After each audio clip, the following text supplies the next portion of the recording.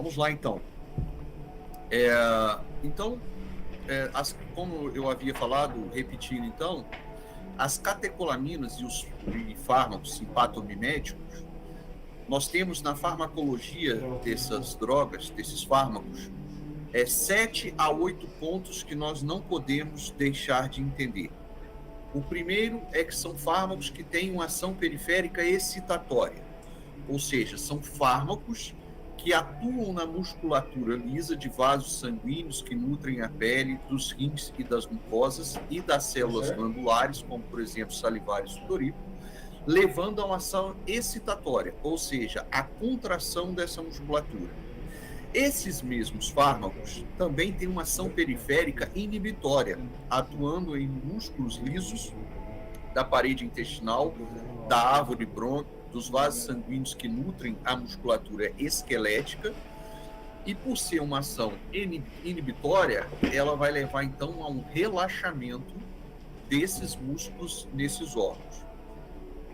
Do ponto de vista cardíaco, praticamente todas essas medicações vão ter uma ação excitatória cardíaca, aumentando a frequência cardíaca do coração e a força de contração, ou seja, um cronotropismo positivo e um inotropismo também positivo.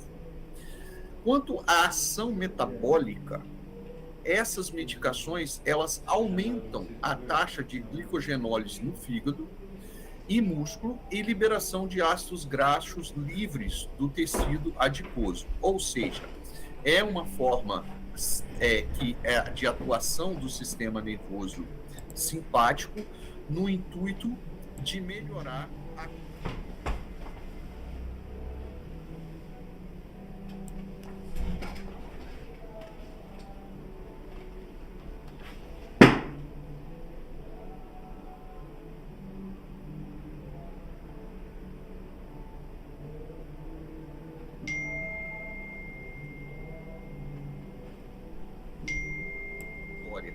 um aumento da atividade psicomotora em vigília, assim como a redução do apetite. E, por fim, uma ação pré-juncional que vai inibir ou vai estimular a liberação de neurotransmissores na fenda sináptica. Talvez esse aqui seja a lâmina, né, o slide mais importante que nós vamos apresentar hoje. Porque esse slide traz para nós a questão dos agonistas adrenérgicos. E existe uma separação entre eles que é fundamental durante a prática clínica, sendo que eles são classificados como de ação direta, de ação mista e de ação indireta.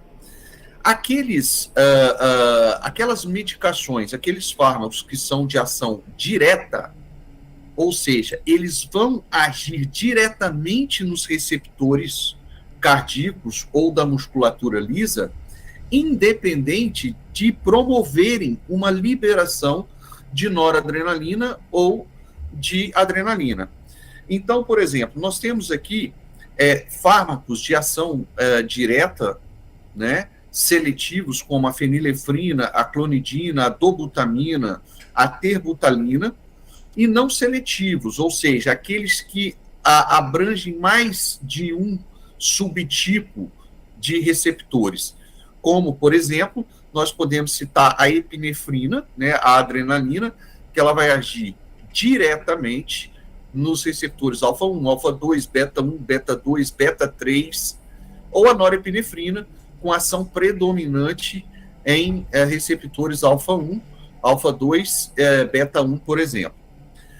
Nós temos na prática diária duas medicações que são utilizadas, seja no centro cirúrgico, seja na sala vermelha, na emergência de uma forma geral, que é a efedrina e a dopamina. Essas duas medicações, elas vão ter uma ação mista, ou seja, o que é isso? Além de agir nos receptores alfa-1, alfa-2, beta-1 e beta-2, parte da ação delas é atuando sobre a suprarrenal e atuando nas terminações nervosas, produzindo a liberação de adrenalina e noradrenalina que vão atuar também nos receptores. Por isso é que são medicações de ação mista. Elas tanto atuam por si só, como elas, de certa forma, levam à liberação de catecolaminas que vão ajudar nessa ação. E temos as medicações de ação indireta. Essas medicações, elas não vão ter atuação direta no receptor. Elas vão promover a liberação de adrenalina e noradrenalina da suprarrenal ou das terminações nervosas periféricas do sistema nervoso autônomo, para que essa adrenalina e noradrenalina liberada possa agir. Um exemplo rotineiro é a questão, por exemplo, da cocaína em si. Ela possui uma ação inteiramente indireta.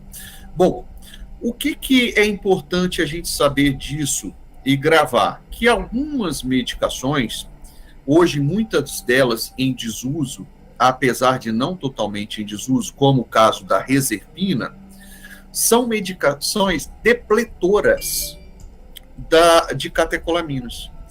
Então, se eu tenho um paciente que, de certa forma, ele utiliza uma medicação que é depletora, ao usar uma droga de ação mista ou ação indireta, eu não vou ter resposta clínica nesse paciente, porque ele depende da liberação de noradrenalina e adrenalina, e automaticamente, como esses estoques estão depletados ou estão bloqueados, não vai ter ação. Então, esses pacientes só vão responder àquelas medicações de ação direta. Essa aqui é uma figura muito interessante para mostrar para os senhores que quando eu faço uma injeção dessas 3 medicações, norepinefrina, epinefrina ou isoproterenol, que nós não temos disponível no Brasil atualmente, né, o que acontece ao longo do tempo com a frequência cardíaca, a pressão arterial e a resistência periférica. Então, nós podemos fazer um comparativo entre essas medicações e aí percebemos que quando eu estou usando norepinefrina, ao longo do tempo, a frequência inicialmente ela cai nos primeiros 15 minutos e depois ela volta a um patamar de normalidade. Já a adrenalina, ela tem já um aumento da frequência no primeiro minuto, dos primeiros minutos, e só depois que ela tende a voltar ao patamar. A pressão sanguínea, eu tenho uma resposta melhor com a norepinefrina, e aí o que é importante vocês notarem, eu estou trabalhando com uma dose específica aqui, de 10 micro por minuto, e quanto à resistência periférica de todas essas medicações, nos primeiros minutos de injeção, a que mais produz um aumento da resistência periférica é a norepinefrina, em comparação com essas medicações, e ao longo da aula vocês vão entender o porquê que isso acontece. Bom, se eu comparar o efeito, né, da infusão contínua da noradrenalina em um ser humano, com a dose de 0,1 a 0,4 micro por quilo minuto, o que eu posso esperar disso com relação aos vários efeitos sistêmicos que essas medicações vão nos trazer? Então, eu vou pegar do ponto de vista cardíaco. Do ponto de vista cardíaco, ao contrário do que todo mundo acha, que as medicações vão, de certa forma, todas elas vão aumentar a frequência, né? Com essa dose de infusão, a adrenalina leva a um aumento da frequência e a norepinefrina uma leve diminuição. Quanto ao volume sistólico, o resultado positivo é idêntico para as duas. Quanto ao débito cardíaco, a adrenalina vai levar a uma maior aumento do débito cardíaco, enquanto a noradrenalina não vai levar a aumento nenhum do débito ou pode até ter uma repercussão negativa no débito cardíaco. E por que isso? Por que isso acontece? Porque vocês viram anteriormente que aumenta-se muito mais a resistência com a infusão da noradrenalina. E esse aumento da resistência periférica vai fazer com que eu tenha um aumento muito significativo da pós-carga, e isso vai, de certa forma, agir contrariamente ao que a medicação poderia fazer para aumentar o débito cardíaco. Todas essas medicações, elas têm um alto potencial arritmogênico. Então, é esperado que quanto maior as doses que se usa, mais a possibilidade de você detectar no eletrocardiograma algumas arritmias. E, por um golpe de sorte, todas elas têm um bom aumento do fluxo coronariano, porque são medicações que a gente usa na emergência, aonde que na maioria das vezes nós temos corações com problemas, e o aumento do fluxo coronariano, de certa forma, ajuda a nutrir melhor esse coração, principalmente em alguns momentos onde o consumo de oxigênio para o miocárdio está muito grande. Quanto à pressão sanguínea, a resposta é semelhante. Quanto à pressão, para a pressão sistólica, quanto à pressão média, a norepinefrina leva um aumento um pouco maior. A diastólica, eu vou ter praticamente aumento da pressão diastólica somente com o uso da norepinefrina. E a pressão pulmonar, eu vou ter um aumento igual nas duas medicações.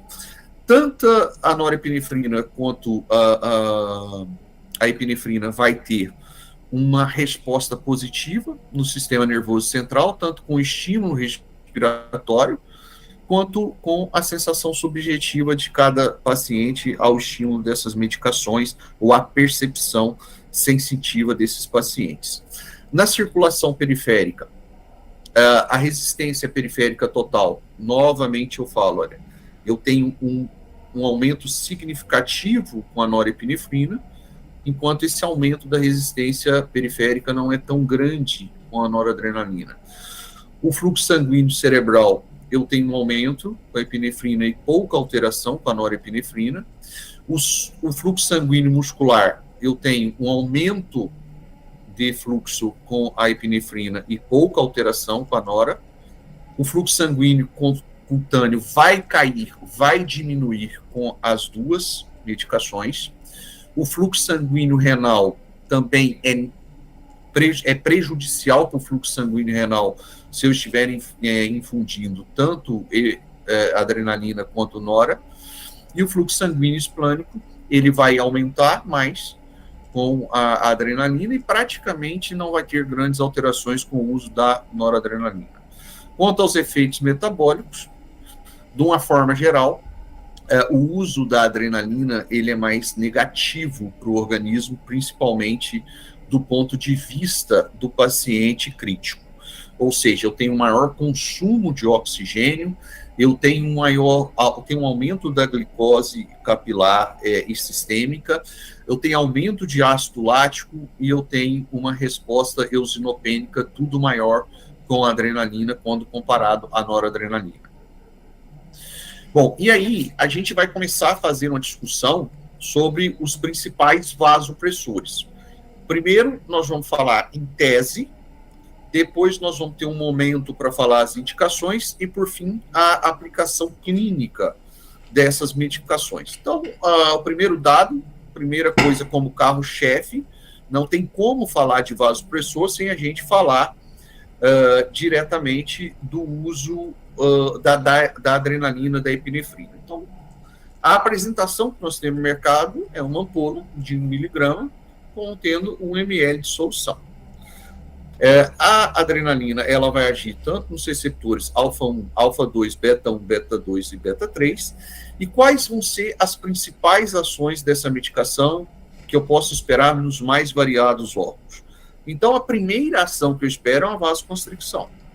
Um relaxamento da musculatura do trato gastrointestinal, uma contração das glândulas salivares, a glicogenólise hepática Lembra que a adrenalina vai levar a um aumento mais significativo da glicose, da glicemia do paciente, uma inibição de liberação de determinados neurotransmissores, como, por exemplo, a norepinefrina e a acetilcolina, através do mecanismo de feedback negativo. Ela vai atuar aumentando a agregação plaquetária, vai atuar na contração lisa vascular, na inibição da liberação da insulina, aumento da força de contração da musculatura do miocárdio e da frequência cardíaca, dilatação da árvore brônquio, relaxamento da musculatura lisa visceral, glicogenólise hepática e tremor, além da lipólise. Qual é a meia-vida plasmática da adrenalina? Ela tem uma meia-vida plasmática extremamente baixa, é de 1 minuto. Então, após uma injeção em bolos acidental, por exemplo, de adrenalina, o que se espera desse paciente? É que ele tenha um aumento absurdo da pressão arterial naquele momento, que a frequência cardíaca dele caia muito, né, faça uma grande bradicardia. Por quê? Porque o aumento dessa pressão arterial pela atuação dos receptores alfa-1 vai aumentar em tanto a pressão no arco aórtico e no seio carotídeo, que nós vamos ter uma bradicardia reflexa por estimulação vagal, fazendo com que o coração, então, faça uma bradicardia. Eu preciso entrar em desespero porque houve uma dose acidental? Não, porque eu tenho uma meia-vida plasmática extremamente curta. Então, se esse paciente suportar esse momento, automaticamente essa medicação ela vai parar de agir, porque a infusão foi interrompida. O que não pode acontecer é eu ter uma infusão permanente, porque daí, em grandes doses, porque daí eu estou infundindo permanentemente e, obviamente, a medicação vai continuar agindo. No caso da norepinefrina, eu chamo muito a atenção de vocês para essa questão. A ampola de norepinefrina, ela tem uma apresentação de 2 miligramas por ml. Ou seja, a ampola é de 4 ml. No entanto, você precisa saber o medicamento que está na sua unidade. Porque nós temos preparações de noradrenalina de 2 miligramas por ml, onde, de fato, a norepinefrina é 2 miligramas por ml. Mas hoje, comercialmente, nós temos o M-tartarato de norepinefrina, que é 2 miligramas por ml, ou seja, a ampola de 4 ml, então tem 8 miligramas ali dentro. No entanto, o efetivo de norepinefrina são 4 miligramas. E isso está no rótulo.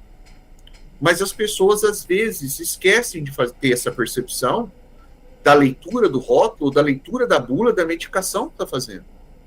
Então, é preciso você saber se a noradrenalina que tu tem na mão, ela é 2 miligramas por ml de noradrenalina ou ela é 2 miligramas por ml de M-tartarato de norepinefrina com a dose de norepinefrina real da metade, de 1 miligramas por ml.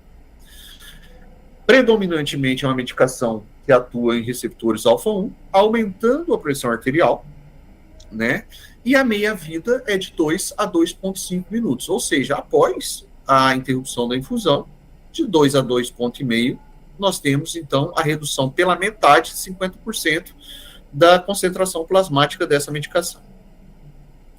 No caso da dobutamina, o que nós temos? Uma ampola de 250 miligramas de 20 ml.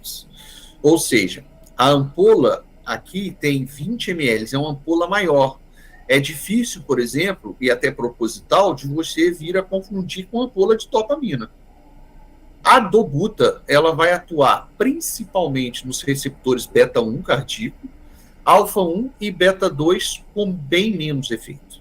Então, a dobuta é uma medicação que eu uso ela pensando em quê? Como um agente inotrópico de ação direta para aumentar a força de contratilidade cardíaca. Ou seja, eu tenho um miocárdio que eu preciso aumentar a força de contração, o inotropismo. Então, eu uso a dobuta. E, nesse caso, eu aumento não só a contração, como, consequentemente, eu vou aumentar o débito cardíaco. A dobuta vai levar a pequenas alterações, quando utilizada isoladamente, na frequência cardíaca do paciente. Ela vai causar uma melhora do índice cardíaco, uma diminuição da resistência vascular sistêmica e pulmonar e um aumento do volume sistólico. Então, eu vou ter uma diminuição da pressão ventricular de enchimento e pouca alteração no consumo de O2 pelo miocárdio. Pessoal, grava isso aqui. Toda vez que eu vou colocar uma dobutamina no paciente, eu sei que eu vou ter como um dos efeitos a diminuição da resistência vascular sistêmica e pulmonar. É por isso que, quando eu tenho um paciente hipotenso, mesmo que ele estiver precisando de uma medicação inotrópica, o uso da dobutamina vai ter como consequência uma piora dessa hipotensão. Eu estou melhorando o inotropismo, mas eu estou diminuindo a resistência vascular sistêmica. É por isso que ela não é uma droga de escolha no paciente que você ainda não fez o equilíbrio desse paciente, não normalizou a pressão, seja com volume ou seja com outras medicações, antes da utilização da dobuta, com a meia-vida plasmática de 2 minutos. Já a dopamina, ela tem uma ampola de 5 miligramas por ml, então a ampola ela é de 10 ml. Então, quanto que eu tenho dopamina na ampola? Eu tenho 50 miligramas numa ampola de dopamina. Então, cada ampola de dopamina eu tenho 50 miligramas. Como o próprio nome diz, a dopamina ela vai agir primeiro nos receptores dopaminérgicos, nos seus vários subtipos. E depois, com o aumento da dose, eu vou ter uma ação nos receptores beta-1 e alfa-1. Com isso, eu vou ter um aumento, uma melhora do inotropismo, uma melhora do cronotropismo, eu vou ter um aumento de frequência cardíaca também, e eu vou ter uma ação vasopressora dessa medicação, sendo ela uma medicação que eu vou ter uma meia-vida plasmática de 2 minutos. Bom, essas duas primeiras tabelas, são as tabelas que todo mundo presta atenção, porque é onde todo mundo fala em infusão, é o que preocupa todo mundo de uma forma geral. No entanto, nós temos que lembrar que nós temos 3 outras medicações vasopressoras, e depois nós vamos mostrar como utilizá-las, que podem ser extremamente importantes, principalmente na estabilização do paciente, naquele momento entre o gap que você tem entre você fazer o diagnóstico na sala de emergência e você montar todo o seu aparato para fazer infusão contínua de medicação. Então, nós vamos falar de medicações agora, que nós temos a possibilidade de diluir ali no momento e melhorar as condições hemodinâmicas do paciente, enquanto eu preciso de tempo para fazer a montagem, fazer os cálculos de infusão das demais medicações. Então, não é porque eu indiquei que o melhor para o meu paciente é o uso da norepinefrina, que agora eu vou esperar agora 10, 15 minutos para se montar uma bomba de norepinefrina para começar a infusão. Então, eu posso ter outras medicações extremamente importantes. A primeira dela é a fenilefrina. Eu tenho ampola de 10 miligramas por ml, a ampola tem 1 ml, e ela é somente de atuação seletiva alfa-1. Ou seja, ela vai fazer vasoconstricção no seu paciente, aumentando a pressão arterial sistólica e diastólica, diminuindo a frequência cardíaca por atividade reflexa, por ação dos vasoreceptores no arco aórtico e no seio carotídeo, e aumentando o fluxo coronariano. Olha que interessante, né? E aumentando também a pressão de artéria pulmonar. A meia-vida dessa medicação, após um bolus, é de 20 minutos. Então, perceba como eu estou ganhando tempo no paciente crítico para a instalação das outras medicações. Temos a efedrina, que é uma droga de mais simples uso, de ação direta e indireta. A ampola dela é de 50 miligramas, tem 1 ml na ampola, então o conteúdo é 50 miligramas. Age em beta-1, alfa-1 e beta-2. Então, a efedrina ela pode, ao mesmo tempo, melhorar seu débito cardíaco, tem um efeito vasopressor, isso vai diminuir, ela é menor do que o aumento do débito, ela melhora mais o débito do que, de fato, aumenta a resistência, é um potente broncodilatador e aumenta a contratilidade cardíaca. Apesar dessa meia-vida longa, ela não é uma medicação para a gente ficar fazendo bolos repetidos, porque quando se ultrapassa 150 miligramas de uso de efedrina, ela desencadeia um ato chamado taquifilaxia, ou seja, vai produzir só aumento da frequência cardíaca, sem melhorar débito e sem melhorar a ação vasopressora. Então, ela é uma medicação transicional nesses casos.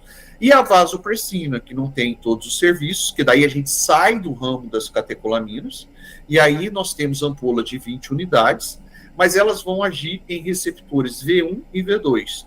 Aí a ação é direta na parede dos vasos, nos hepatócitos, nas plaquetas, nos rins, no ducto coletor renal. Ela vai ter uma ação de vasopressor, antidiurética e de redução da pressão da circulação portal. A meia-vida plasmática da vasopressina é de 10 a 20 minutos. E como eu falei inicialmente dos vasoconstrictores, eu preciso falar de um vasodilatador que é extremamente importante, né? Que é o nitropruseto de sódio, que anteriormente nós chamávamos de nitroprusiato de sódio, mas a denominação correta hoje é nitropruseto de sódio, que é o popularmente conhecido Nipride, Niprus, todos esses nomes comerciais aí, que é um pó liofilizado, que vem dentro de um frasco ampola, com 50 miligramas do Nipride, e vem também um diluente de 2 ml. Aquele diluente ali nada mais é do que soro glicosado. Então ali já fica a dica. Se eu tenho Nipride, eu vou fazer a diluição dele no soro glicosado para infundir no paciente. A principal ação dele é ser um potente vasodilatador, arterial e venoso, diferente do tridil, da nitroglicerina, que nós temos uma maior potência na vasodilatação arterial, principalmente no leito coronariano. A meia-vida plasmática do Nipride, ela é menor do que 1 minuto. É por isso que eu consigo levar a zero a pressão do paciente com Nipride e recuperar rapidamente esse paciente devido a essa meia-vida extremamente plasmática, extremamente curta do Nipride. Eu já vou mostrar como é a metabolização dele logo à frente. Então agora, pessoal, que nós introduzimos todas essas medicações, nós temos que falar um pouquinho das indicações terapêuticas. Quando que eu vou indicar essas medicações para os meus pacientes? Então, no caso da adrenalina, né, eu vou usar ele no suporte hemodinâmico em situações de parada cardíaca, parada cardiorrespiratória e choque. Né? Primeiramente em bolos e depois até mesmo em infusão contínua naqueles choques refratários. Eu vou utilizar a adrenalina nas reações de anafilaxia e choque anafilático. Toda vez que eu tenho uma choque anafilático, anafilaxia, eu tenho uma vasodilatação periférica e eu tenho uma broncoconstricção. Então, ela vai agir nos receptores alfa-1, aumentando a resistência vascular periférica, e ela vai agir lá no pulmão, no receptor beta-2, fazendo uma broncodilatação. Eu vou utilizar naquelas crises asmáticas que não responderam à terapia habitual.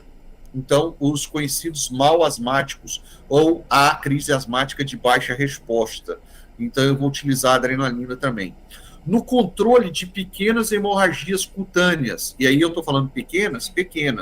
Então, você tem um paciente, por exemplo, com uma lesão tegumentar ou uma lesão de mucosa, aonde eu estou com difícil controle daquele sangramento. Eu comprimo, não tem vaso grande, é um sangramento que os cirurgiões costumam falar sangramento em lençol, isso para pequenos sangramentos, aonde eu vou embebedar, então, uma gase, né, e vou colocar com adrenalina e colocar sobre aquele local por um tempo. Então, ele vai fazer uma vasoconstricção dessa vasculatura periférica e vai controlar o sangramento. né? Então, eu vou controlar pequenas hemorragias cutâneas. Ou eu vou utilizar ela em associação com os anestésicos locais para aumentar o tempo de duração desses anestésicos, fazendo com que esses anestésicos sejam menos absorvidos pela circulação sistêmica periférica, e aí eu tenho um tempo de anestesia maior, né?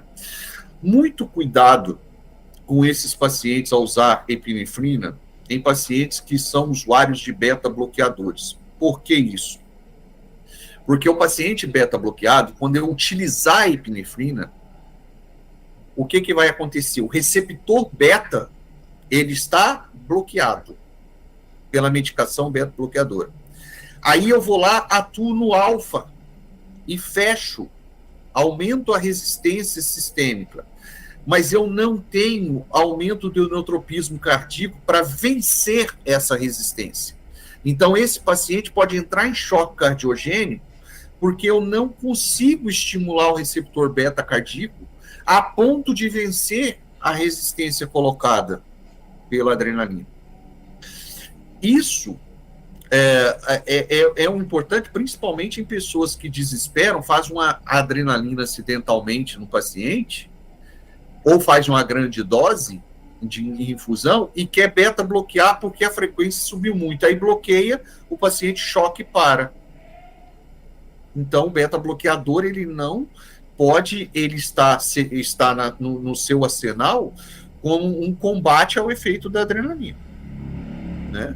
O paciente que está com dor anginosa, você pode ter uma piora da dor anginosa com o uso da adrenalina, e no uso do DPOC também você deve usar com restrições devido à própria característica desse paciente de já ter uma PaCO2 maior e ter uma resposta exacerbada a esse fármaco. Bom, já agora passando para a norepinefrina, nós temos nos estados hipotensivos agudos. Então, após uma cirurgia de feocromostoma, vou lá, tiro o feocromostoma, o paciente choca, faz uma grande hipotensão, porque o fel estava ali produzindo catecolamina e você retirou. No caso de simpatectomia de um paciente, você está fazendo uma cirurgia, o paciente faz uma simpatectomia e evolui com uma hipotensão ali imediata e transitória. Na poliomielite, no infarto do miocárdio, na septicemia, nas transfusões sanguíneas, as reações transfuncionais, obviamente, e nas reações a drogas. São situações onde eu indico clinicamente muito bem o uso da norepinefrina. Ela pode ser um coadjuvante no tratamento da parada cardíaca, não na reversão, mas na manutenção pós-parada, e um coadjuvante no tratamento da hipotensão profunda, por outras causas qualquer. Bom, nós temos um risco ao ser administrado em paciente hipotenso devido à volemia. Por quê? Porque eu faço uma correção momentânea, mas o paciente está vazio, ele está hipovolêmico. Então, eu tenho uma falsa impressão que eu corrigi a pressão do paciente, mas eu não tratei a causa. Então, eu vou fazendo um fechamento de periferia, eu vou levando a isquemia de vários órgãos, vou aumentando a dose da nora e o que, na verdade, o meu paciente precisaria é de volume, seja a infusão de cristalóide, seja a reposição sanguínea. Então, é o diagnóstico errado, né? Evitar o uso nas tromboses mesentéricas ou periféricas, porque a nível periférico, a norepinefrina, ela vai levar a uma maior constricção desses vasos, assim como na vasculatura mesentérica. Então, se eu tenho um quadro de trombose, eu vou piorar a vascularização nesses órgãos. Um registro cauteloso da pressão arterial não existe. Pessoal, olha só, não existe a bomba de noradrenalina está ligada e o paciente está com a enfermagem medindo pressão a cada 15 minutos. Droga vasoativa é monitorização contínua. Não tem como isso. Ah, mas eu não tenho. Então você tem que parar tudo que você está fazendo, sentar e ficar medindo a pressão do paciente, frequência cardíaca e resposta. Porque você precisa ajustar a sua dose o tempo todo, né? Então, não existe usar isso sem monitorização. E não fazer a retirada abrupta. Nós vamos mostrar como se tira uma norepinefrina. No caso da dobuta, como eu falei anteriormente, eu vou usar para suporte inotrópico nos pacientes, com baixa perfusão com diminuição do débito cardíaco, suporte inotrópico em situações de pressão, da alta pressão de enchimento ventricular, para prevenir uma congestão pulmonar aguda. Vou usar para aumento da contratilidade cardíaca, na insuficiência cardíaca aguda, e aumentar a contratilidade cardíaca pós-cirurgia cardíaca, ou vascular de grande porte. Isso é uma droga utilizada rotineiramente, assim, né? Aonde eu não vou usar? Na cardiomiopatia hipertrófica obstrutiva. Se a saída do coração está obstruída, e eu aumento o inotropismo desse paciente, aumentando a força de contração, mas eu tenho uma obstrução, por exemplo, uma obstrução subaórtica, eu vou levar esse ventrículo à falência. Então, não vou usar. Aonde eu não vou usar? No paciente com feocromostoma que ainda não foi tratado. Porque a noradrenalina associada com a dobutamina, a adrenalina e noradrenalina liberada associada, vai ter uma repercussão hemodinâmica, levando a crises hipertensivas extremamente graves, né? Vou ter que ter cuidado no uso das taquiarritmias e fibrilações ventriculares, porque a dobutamina, ela diminui o tempo refratário cardíaco, então ela vai ser um potencializador dessas arritmias, e mais uma vez eu preciso manter esse paciente em monitorização contínua. No caso da DOPA, eu vou usar na hipotensão, vou utilizar nos mais variados tipos de choque, na retenção hidrossalina de etiologia variada, para aumento de fluxo renal e para aumento de fluxo renal da taxa de filtração glomerular e do fluxo urinário, né, e da excreção de sódio. Aí, antes que alguém me pergunta, deixa eu colocar uma coisa muito, muito importante para vocês. Qualquer artigo científico atual que vocês lerem vai dizer o seguinte: não existe dose renal de dopamina. Isso está correto? Está correto. Isso. Porque dentro da concepção que a dopamina, ela não vai fazer proteção renal e não vai impedir o seu paciente de choque de evoluir para uma insuficiência renal aguda, ok? Então, as evidências mostraram que eu não tenho proteção renal e eu não impeço o paciente de evoluir para insuficiência renal aguda, ok. Mas isso não significa que a dopamina não vai aumentar o fluxo sanguíneo renal, que não vai aumentar a taxa de filtração glomerular, que não vai aumentar o fluxo urinário, que não vai aumentar a excreção de sódio. Isso tudo ela vai fazer. É que quando eu faço o estudo desses pacientes que receberam dopamina, não mostra que isso modifica a incidência de lesão renal. Porque a lesão renal aguda, ela tem uma série de outras coisas e mecanismos inflamatórios, de transporte de oxigênio, uma série de outras coisas, que não é só você melhorar o fluxo renal que você vai evitar uma insuficiência renal aguda, né? Uma lesão renal aguda. Então, é importante melhorar isso, entender isso.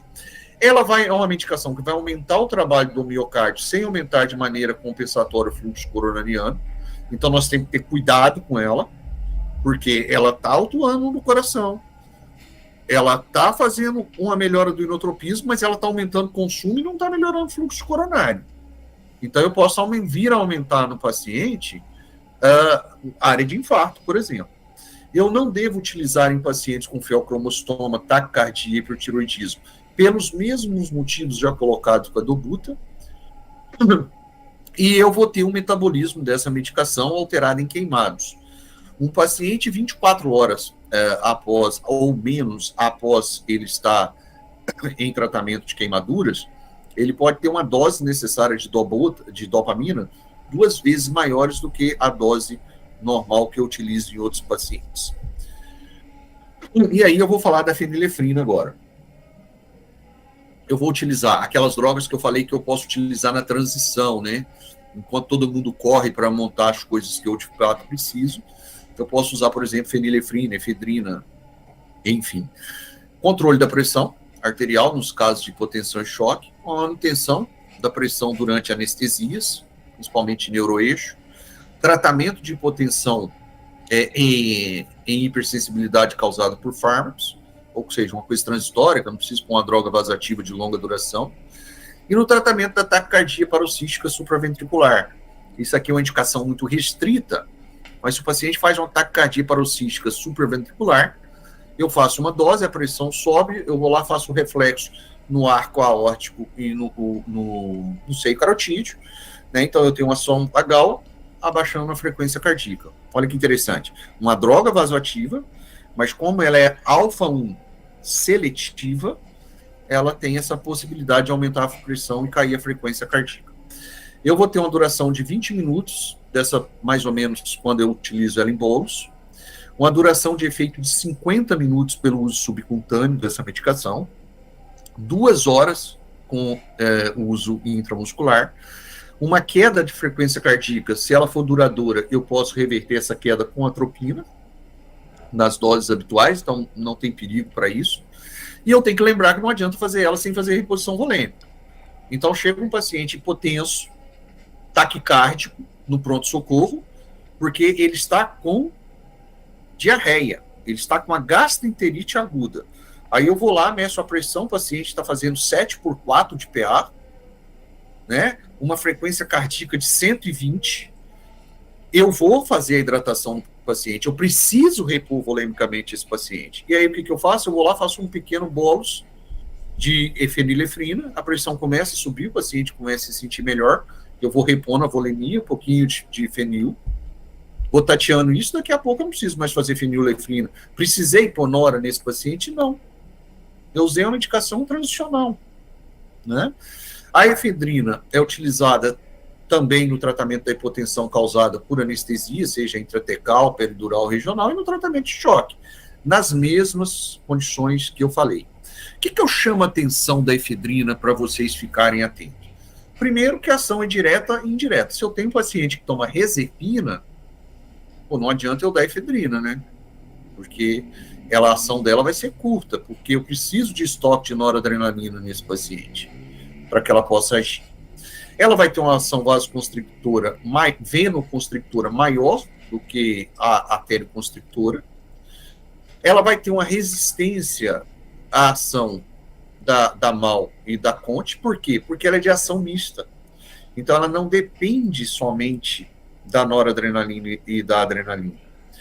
Ela é 250 vezes menos potente que a epinefrina, então você pode usar com certa tranquilidade o seu paciente. Você não tem ação, né, tão potente de uma epinefrina. Mas eu tenho que lembrar aos senhores duas coisas. A primeira é aquilo que eu já falei, que é uma medicação que ela, depois do uso de 150 miligramas, você vai fazendo em pequenos bolos, né, de 10 miligramas, quando passa de 150 miligramas, ela desenvolve uma taquifilaxia.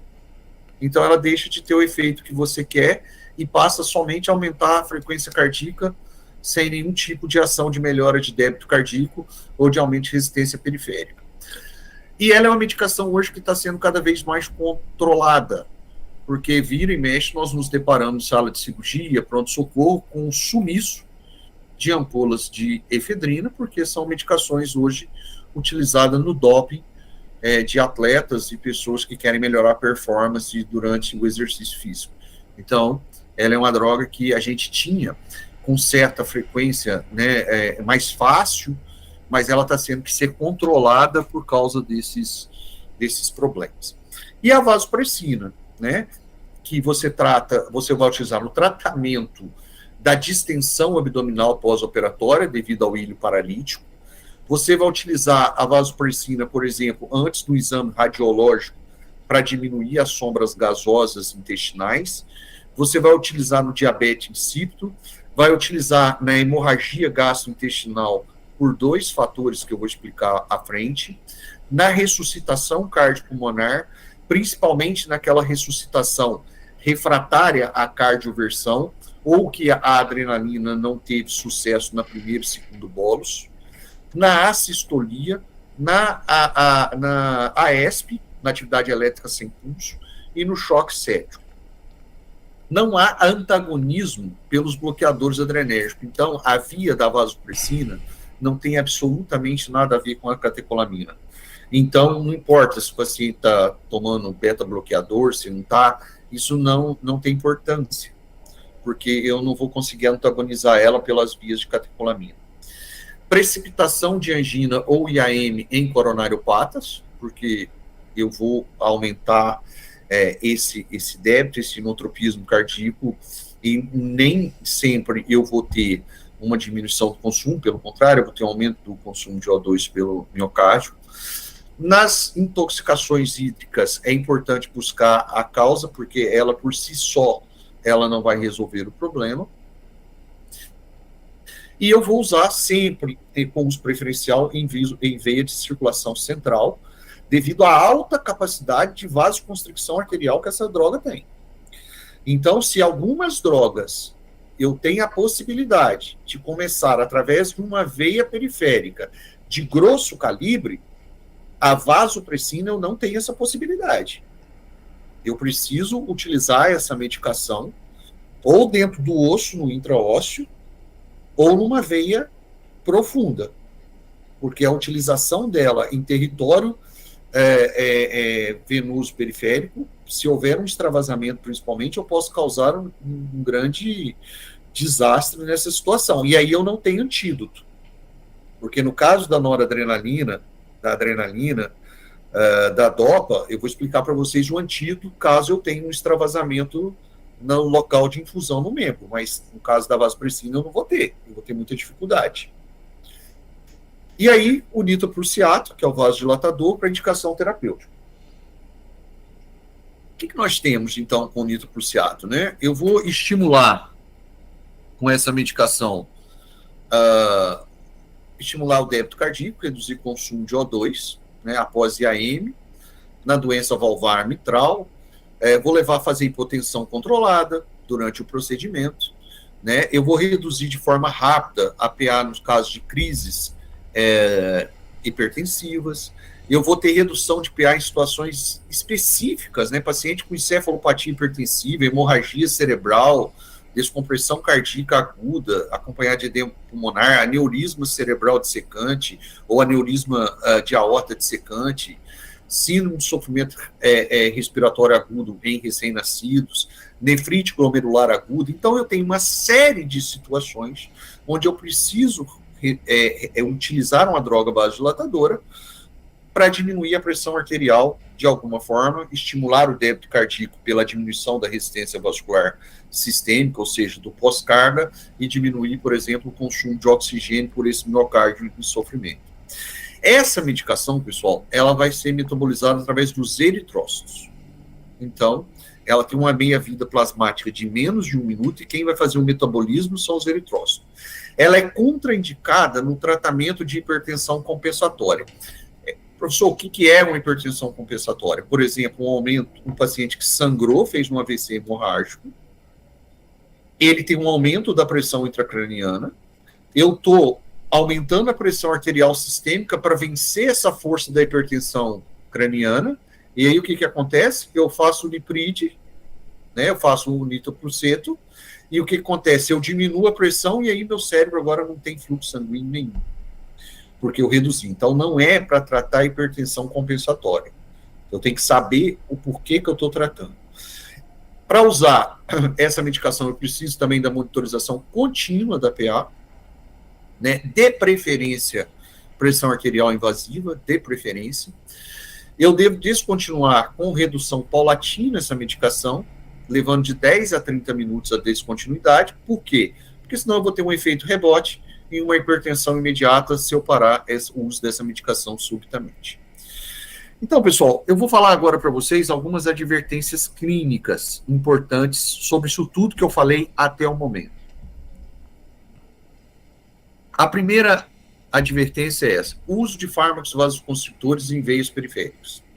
Não se deve usar, a não ser a efedrina e a fenilefrina, que eu mostrei, não se deve usar, pela grande possibilidade de você colocar uma norepinefrina, uma epinefrina num vaso periférico, haver um transbordamento local, a veia ser de pequeno calibre, e isso levar a uma situação de vasoconstricção periférica e a pessoa perder um membro. Pode acontecer? Pode. Nós vimos aí o caso, notícias em todos os jornais, não é isso? De uma paciente recentemente que teve um quadro de sangramento importante, né? Foi feita uma terapêutica com um determinado vasoconstrictor e a paciente evoluiu com a perda da mão, né? Ela saiu da maternidade sem a mão. Então, isso é importante. O uso de anestésicos locais usando vasoconstrictores, você tem que estar alerta toda vez que você usar, porque não utilizar em extremidades. O vasoconstrictor que está dentro do anestésico local é a adrenalina.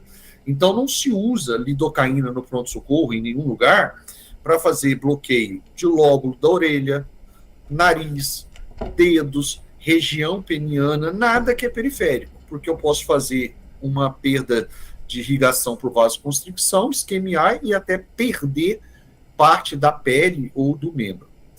O risco do uso de epinefrina em pacientes beta-bloqueados, eu já falei para vocês, né? Não se deve fazer isso.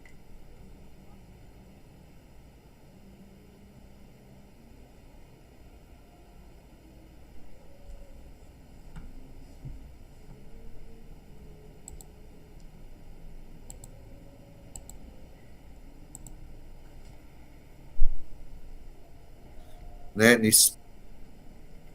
usar epinefrina e dopamina nunca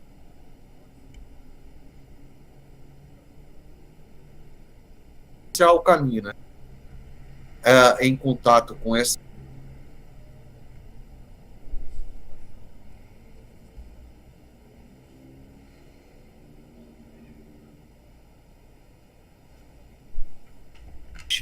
a hipovolemia, fazendo noradrenalina. E nunca acreditando que eu estou corrigindo a pressão só com noradrenalina e não correndo atrás da volemia, porque daqui a pouco eu vou ter isquemia de múltiplos órgãos e o paciente provavelmente vai a óbito porque eu não tratei a causa desse problema. A norepinefrina não deve ser administrada em caso de trombose mesentérica ou periférica, conforme já alertei anteriormente. A administração de vasopressores deve ser sempre em veia central.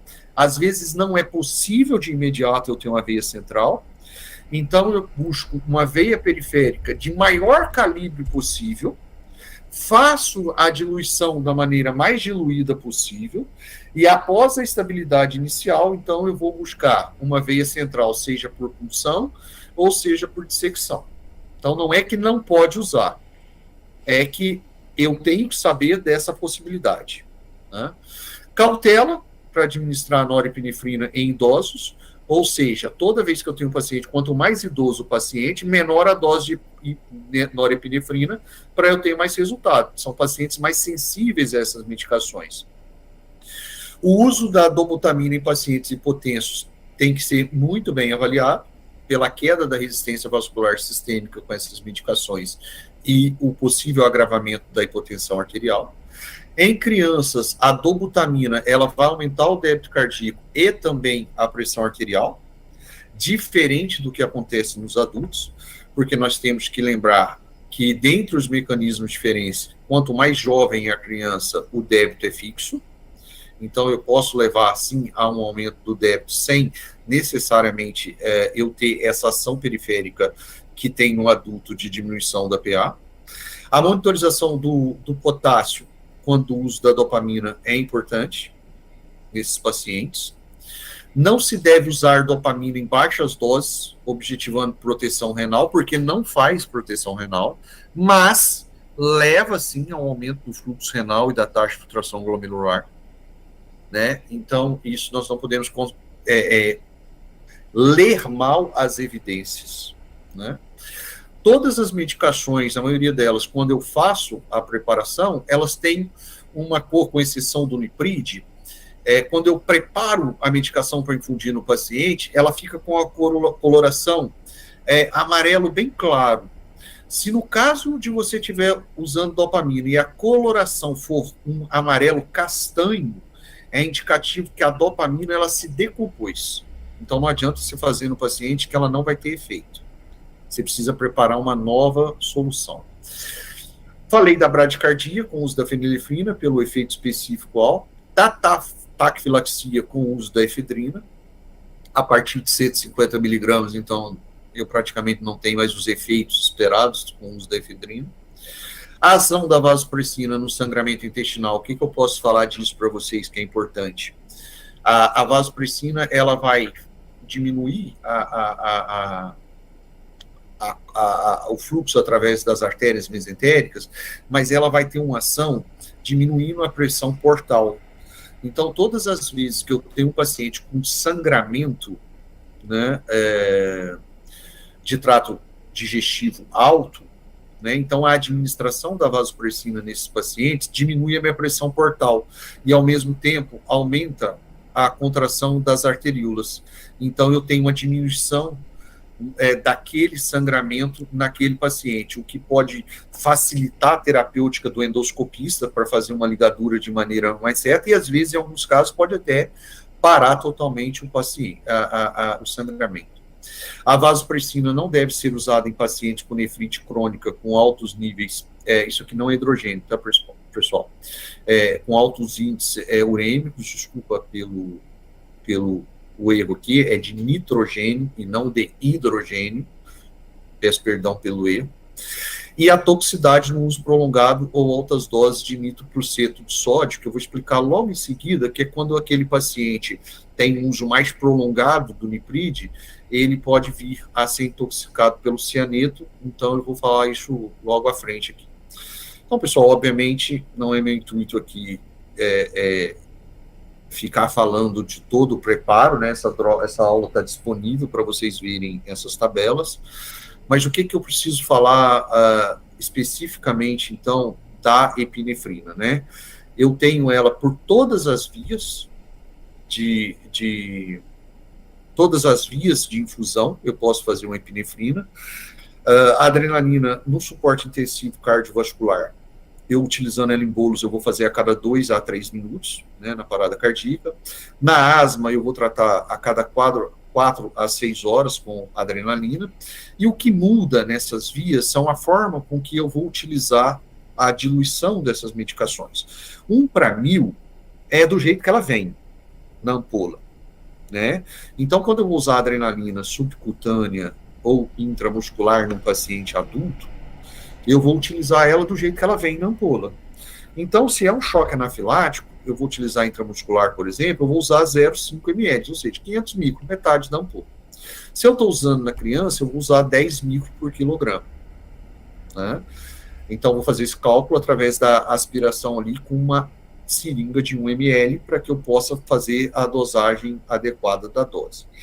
No caso da adrenalina na infusão venosa, né, eu vou ter que preparar essa adrenalina numa solução mais diluída. Então, eu vou diluir ela 1 para 10 mil ou 1 para 100 mil, para que eu possa, então, ter uma diluição melhor dessa medicação, e eu posso fazer a infusão, então, intravenosa para esse paciente. Então, na infusão contínua, geralmente, principalmente nos choques refratários, né, no suporte intensivo cardiovascular, eu vou trabalhar com doses de 0,1 a 2 micro por quilo-minuto dessa medicação. A norepinefrina, o que eu vou focar aqui nesse slide, né? É na preparação dela. Para que eu vou focar? Para ser criticado. Né? Eu vou falar exatamente isso aqui para que vocês possam criticar e falar assim, eu não faço desse jeito. Certo, porque cada um faz uma forma, né? Agora, esse jeito que está aqui é o jeito que o laboratório te autoriza a fazer. É o jeito que está na bula da Anvisa. Ah, mas eu faço diferente. Ok, você faz do jeito que você entender. Né? Cada um faz de acordo com a sua prática, e isso precisa ser respeitado. Então, eu pego uma ampola de 4 ml de norepinefrina, diluo em 1000 ml de soro glicosado. A concentração é 8 microgramas por ml do M-tartarato de norepinefrina, mas efetivamente de 4 microgramas por ml de norepinefrina base. Ah, mas eu tenho uma medicação no meu hospital que é a norepinefrina 2 miligramas por ml. Então, eu vou ter lá 8 mil. Ok, você precisa ler e fazer essa preparação adequada. É assim que faz. Por que eu falei que eu vou ser criticado? Porque, a depender, se o paciente não pode tomar grandes volumes, né, principalmente, por exemplo, na neonatologia, na pediatria, no paciente de insuficiência cardíaca, né, muito grave, congestiva e tudo, não pode dar muito volume para aquele paciente, eu aumento essa concentração. Aí eu utilizo uma ampola em 500, uma ampola em 250, mas você tem, muito corriqueiramente, a pessoa que usa 4 ampolas em 250. 4 ampolas em 250 vai equivaler a uma concentração ali agora de 32 ou 64 micros por ml. Ok.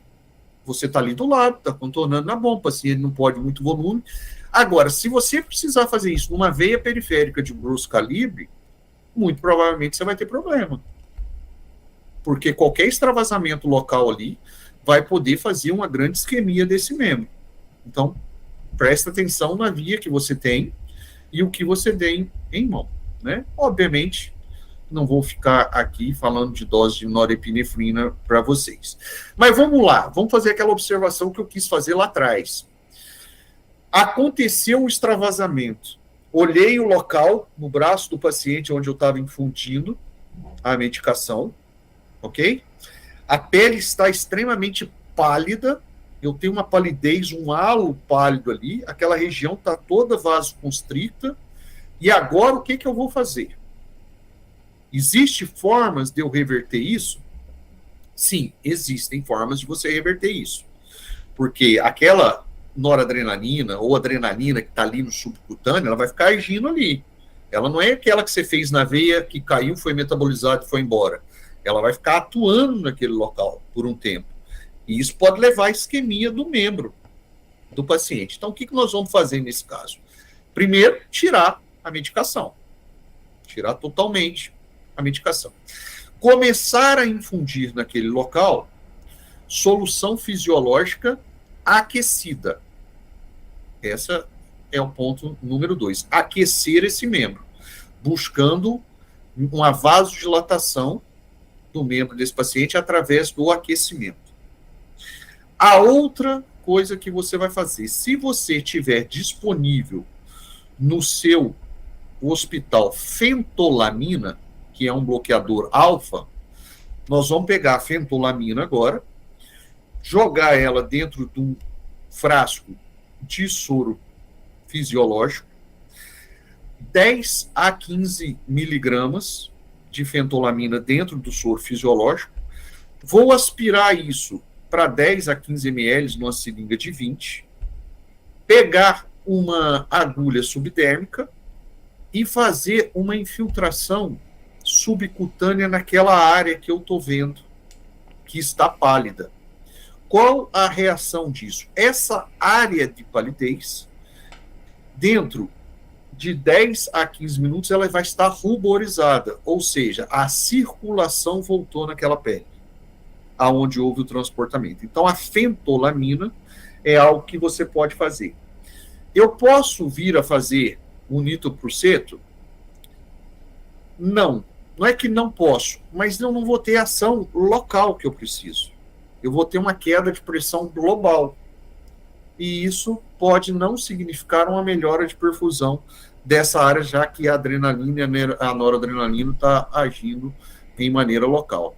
Então, é aquecimento, líquido morno, e eu fazer a injeção, então, de 10 a 15 miligramas, bem diluído ali no soro fisiológico, no subcutâneo, naquela área onde eu estou vendo a isquemia. No caso da dobuta, então, a minha preparação aqui é uma ampola de dobuta, né? E aí eu posso fazer ou no soro fisiológico, ou no glicosado, ou no ringlactato, não vai fazer diferença, né? E eu vou buscar aqui uma concentração ou de 500 micro por ml, ou de 250, ou de 1000 micro na substância. Quanto menos volume eu posso fazer para esse paciente, maior a concentração que eu devo fazer a preparação dessa medicação. No caso da dopamina, né, então eu tenho uma ampola em soro fisiológico ou soro glicosado de 250 ml, vou ficar com a concentração de 200 micro por ml. E aí eu tenho todas essas posologias aqui.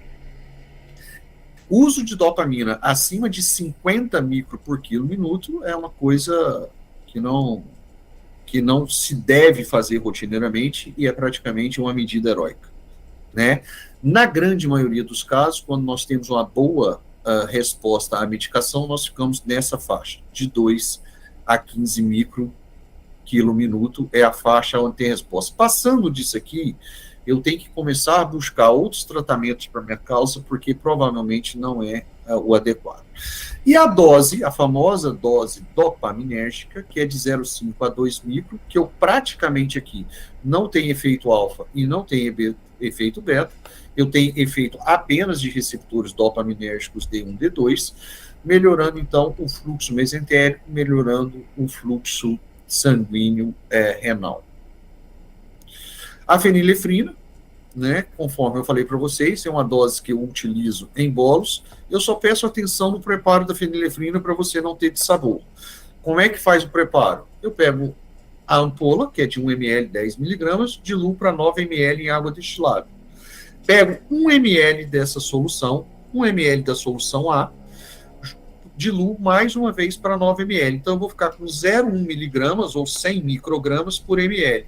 E vou fazer no meu paciente bolos de 1 ml a cada 10 a 15 minutos. Com isso, eu vou ter uma melhora da pressão arterial e uma redução da frequência cardíaca. Posso utilizar também em infusão contínua, mas não é a droga de escolha para infusão contínua. Geralmente, a fenilefrina eu utilizo em bolos para eu manter a pressão do paciente de maneira transitória até que eu possa entrar com vasopressor mais potente.